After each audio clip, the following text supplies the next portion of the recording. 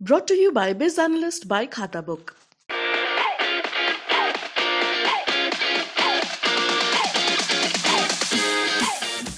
उत्तर प्रदेश 2022 चुनाव के जब हीरोज गिने जाएंगे तो उनमें एक नाम होगा पल्लवी पटेल का, डॉक्टर पल्लवी पटेल का, जिन्होंने सिराथू से बीजेपी के दिग्गज ओबीसी लीडर और डिप्टी सीएम केशव प्रसाद मौर्य को उनके ही घर में मात दे दी।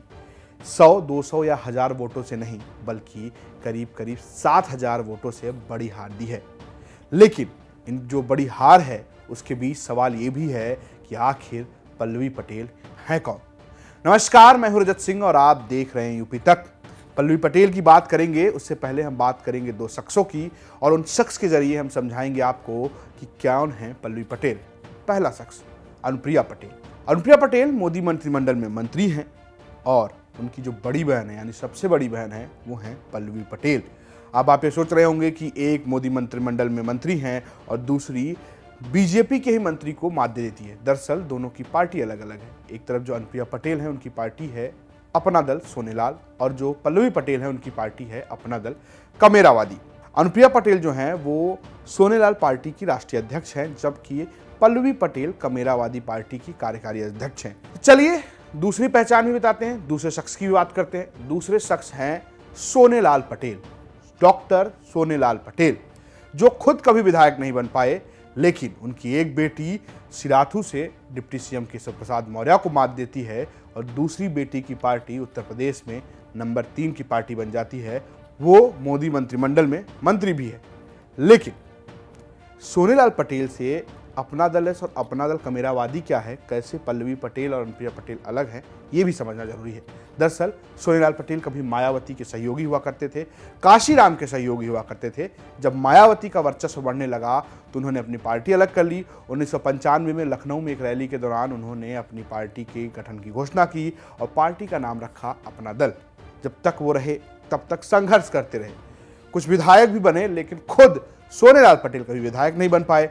बीजेपी से भी गठबंधन हुआ, तमाम पार्टियों से भी गठबंधन हुआ, लेकिन उनका जो खाता है खुद सोनेलाल पटेल का, वो कभी नहीं खुला। लेकिन अनुप्रिया पटेल और पल्लवी पटेल ने गेम बदल दिया।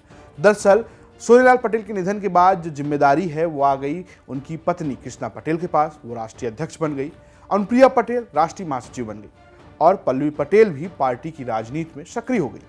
मामला तब बिगड़ा जब पल्लवी पटेल को उनकी मां ने उपाध्यक्ष बना दिया।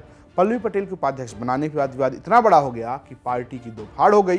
अनुप्रिया पटेल जो अपना गुट लेकर गई उसका नाम पड़ा अपना दल सोनेलाल, और जो मां के पास पार्टी रही उसका नाम रहा अपना दल कमेरावादी।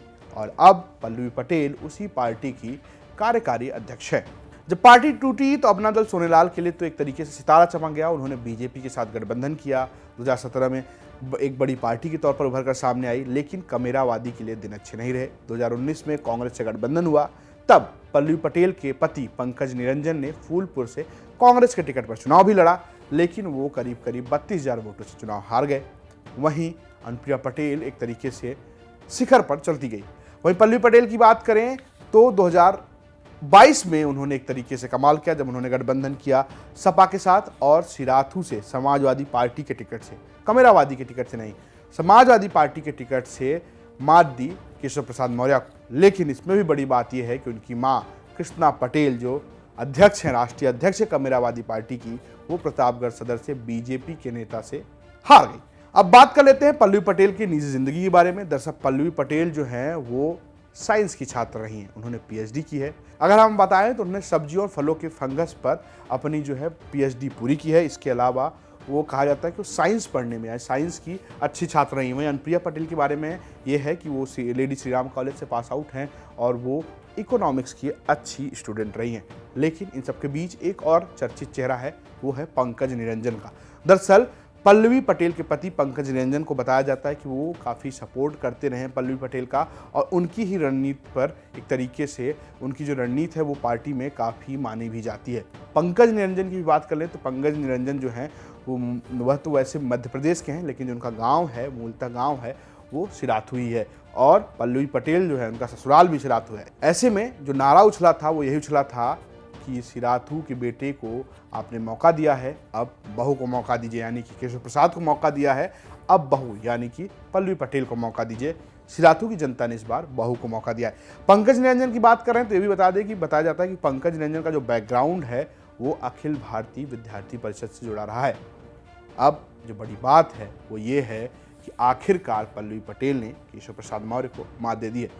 लेकिन चलते चलते हम आपको ये भी बता दें कि अभी हम एक और किस्सा सुनाएंगे आपको कि आखिर कहानी क्या है अनुप्रिया पटेल और पल्लवी पटेल के अलग होने का। कहानी क्या है बड़ी बेटी और छोटी बेटी की लड़ाई का। कहानी क्या है अपना दल सोनेलाल और अपना दल कमेरावादी का। तो देखते रहिए यूपी तक। नमस्कार।